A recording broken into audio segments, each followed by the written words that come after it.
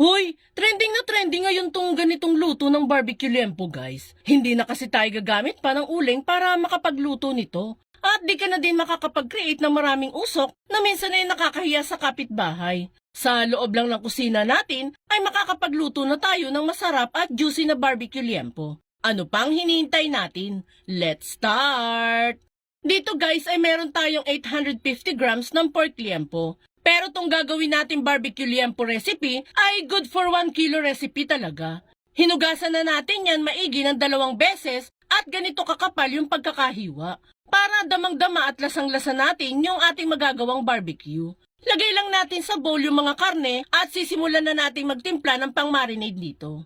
Maglalagay tayo dito ng half cup ng toyo. Hindi talaga nawawala ang toyo guys no pagdating sa pagmamarinade ng barbecue. Sunod na natin dyan ang 2 tablespoon ng brown sugar. Next ay itong minced garlic. Bali, 4 na cloves po ng bawang ang ginamit natin dito guys. Sunod na natin dyan ang pamintang pino.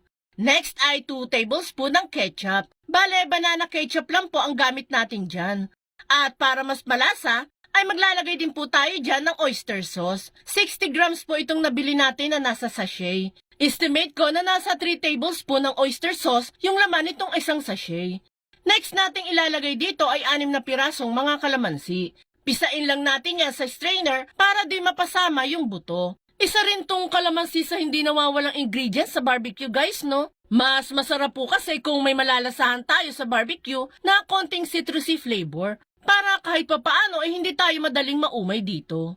Halu-haluin na natin yan hanggang sa magsama-sama na ang mga ingredients natin dito. After mahalo ay ilalagay na natin dyan yung magdadagdag linamnam sa ating barbecue. Maglalagay tayo dito ng isang bote ng Sprite. Yung nilagay ko diyan ay yung nasa maliit lang na bottle. Pwede naman po kayong gumamit ng ibang lemon lime soda guys. Hindi naman po limited lang sa Sprite ang recipe natin. Halu-haluin hanggang sa magsama-sama na yung ingredients na inilagay natin dito. Matapos na yan ay tatakpan na natin yan ng cling wrap or anything na pwede ninyo ipang takip dito. I-marinate lang natin ito ng nasa 1 oras. Balikan na lang natin yan after ng 1 hour. Yan na nga guys, after ng 1 hour ay pwedeng-pwede na nating lutuin yan. Sa pagluluto nito ay una, kailangan po muna natin itong i-sear ng 5 minutes per side. Di na nga po pala tayo naglagay dyan ng mantika guys ha. Lutuin lang natin yan under medium heat. Ginagawa nga po pala natin ang pagsisir para makapag-create po tayo ng crisp browning sa outer layer ng ating liempo. Yan guys, ganito yung kailangan nating makita sa liempo. Yung may konting touch ng sunog ng pagkakaprito. Pwede na natin yung hanguin guys. Next step naman ay lumipat na tayo sa medyo malaking pan para mapagkasya natin yung mga liempo. Dito ay ilalagay na natin yung pinang-marinade natin kanina. Takpan at pakuluan lang muna natin itong mga liempo dito, guys.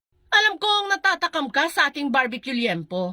At alam ko din na interested ka sa kung paano ito lutuin. Kung nagustuhan mo tong way ng pagluluto natin ng barbecue, pwede po bang pusuan mo naman itong video natin? At mag-comment ka lang po ng barbecue liempo is the best.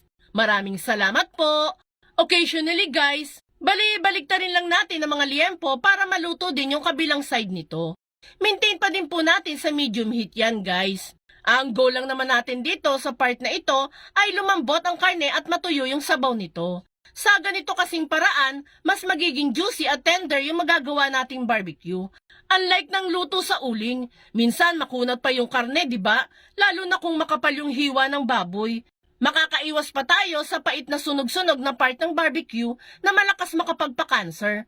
Fast forward sa ating niluluto ay eto na nga, nawala na ng tuluyan yung sabaw at kumapit na ng husto yung mga pampalasa dito sa ating barbecue. Yung mga nakikita nyong black ay hindi po yan sunog ha, yan po yung natuyong marinade sauce na tinimpla natin. Kung titingnan nyo guys, sobrang juicy at hindi tuyot ang pagkakaluto natin dito. Kapag ganyang tuyot na talaga yung sabaw guys at nag-uumpisa ng magmantika ay pwede na po natin yung hanguin. And ready to serve na itong malinamnam, malambot, at juicy na barbecue liempo. Partneran lang natin yan ng toyo kalamansi sile na sausawan. Ay nakaw! Talagang mapaparami ang kain nyo dito. O, di ba guys? Hindi na natin kailangan pang bumili, magpabaga pa ng uling, at mag-create ng maraming usok para lang makagawa tayo ng masarap na barbecue liempo. Kaya try mo na din gumawa nito. Paano guys? Dito na kami. Diyan na kayo. Bye!